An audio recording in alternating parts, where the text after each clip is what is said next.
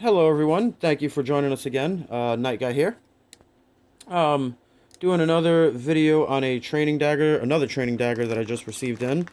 I just uploaded the Cold Steel training Oboken Tonto, not Oboken, Otonto is what they labeled it as, but it's a polypropylene Tonto training knife. Uploaded that one. I recently grabbed another one of Cold Steel's fine training products. I truly love these pieces. I mentioned in the last video they get mixed reviews, but on this channel they do not. We definitely are big fans. There we go. I'm a big fan of all of Cold Steel's products, but I've recently come to really appreciate some of their training tools. Same thing as always, these points are just a bit much. I always recommend taking a grinder or some sandpaper or file, whatever you can, with abrasive properties, and kind of wearing that down. This one was labeled as a Cold Steel fixed training knife. Um, that's not a knife to me. That's a dagger. I mean, the thing has a ring pommel on it, and it clearly comes with a guard, a forward swept Quillon style guard. So I'm gonna call this a training Quillon dagger. I believe that is the correct name for it. I need to look that up to see what the exact name for this piece is. Anyhow, I think it'll go perfectly with my Cold Steel training hand and a half, or my training arming sword that they made. The polypropylene versions, of course. I have both. Both of those are nice training pieces. Say what you want to about the balance or the weight, but for the durability that they offer, I really love.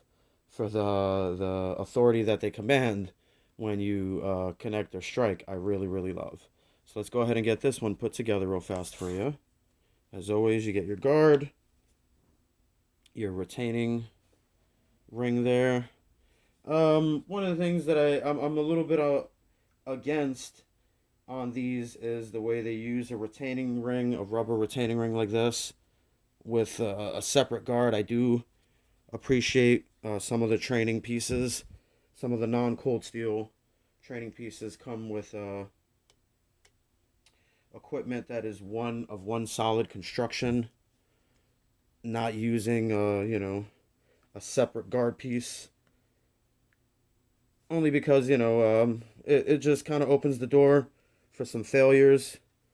I've had some of these guards not only on the Cold Steel training tools, but on other training tools fly off, just because they do their job. They provide the guard that they needed, and the attack is just a little too much for them, and so they separate.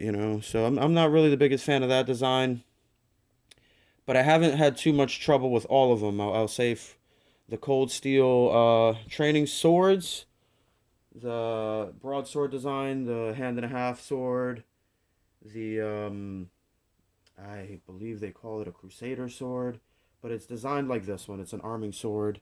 It's more single-handed, ring guard, similar fuller, with a similar styled looking polypropylene blade. Um, that one, those two that I mentioned, they have not came apart. Um, the only damage I've had to the Cold Steel was another training dagger that I used from Cold Steel. A piece of the Quillon, the guard broke off, the cross guard on it. I'll have to upload a video on that one for you guys showing which one broke. Um, and the training bokens. The training bokens that they make, the Suba on those things tend to loosen up all the time. I've even had one of the Subas crack. Still effective to use, but it did break, so there's that. But for the last few years that we've been training with these pieces on our synthetic days, that's the extent of the damage that they've taken. So I'm very pleased. Let me give you another look at this bad boy again. This is the training fixed knife, or training dagger, Quillon dagger training piece. Mentioned in the last video on the review for the Otonto that I'm going to be, well, we are going to be primarily training with basically just sword and dagger, and not necessarily in that configuration. Maybe, a single-handed sword, or, rapier with a dagger, or it may just be an arming sword with a dagger, maybe a two-handed longsword with a dagger, or a katana with the tanto, for example. Just so that if you're using a two-handed weapon, you have a backup piece for close quarters situations. Or you can, if you're using a weapon that's not necessarily two-handed, you can dual wield. But that's all we're going to be using. We're going to be getting real familiar with those combat styles. So stay on the lookout for those. I'll try to get them uploaded as soon as I can. Anyways, I'm just going to keep this one brief. This is the newest piece. Let me know what you guys think of this one. What you guys think of training daggers and daggers in general, whether medieval or modern. One thing I love about Quillon daggers, if you look today, even in militaries, there are quite a few daggers out in the military that still follow a similar Quillon design. So, even in the modern day and age, you can still find these tools on the battlefield. So it should show the effectiveness. They're still out there. They're still being used. So let me know what you guys think. Stay on the lookout for the videos, and thank you for joining us. Night Guy here, and happy holidays to everyone.